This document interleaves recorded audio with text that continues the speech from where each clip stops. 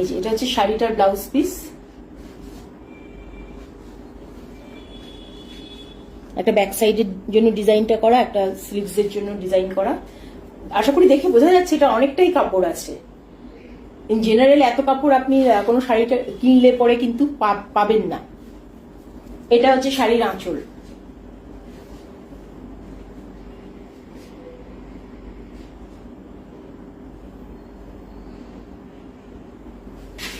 এটা হচ্ছে শাড়ির আঁচলটা।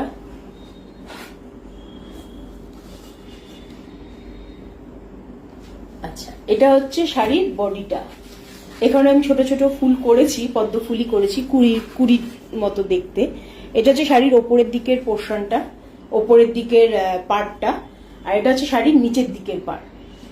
নিচের দিকের পার্টটা অ্যাজ ইউজুয়াল আমি একটু বড়ই করেছি, চওড়াই করি আমি। নিচের দিকের পার্ট, এটা হচ্ছে ওপরের দিকের পার্ট। এবার শাড়িটা আমি পুরো খুলে দেখাচ্ছি, খুলে দেখলে আপনি আরো ভালো বুঝতে পারবেন আপনারা।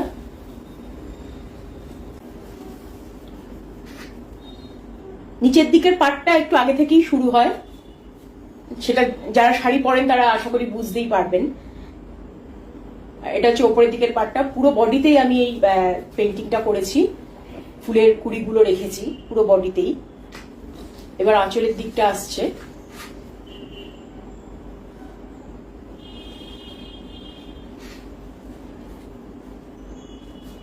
এবার হচ্ছে আঁচলটা। আচ্ছা, আমি আবার একটু দেখাচ্ছি পরলে কেমন দেখাবে। এই হচ্ছে শাড়িটা, আপনি যদি পরেন, শাড়িটা যদি পরেন আপনি, পরলে পরে আঁচলটা এরকম দেখাবে।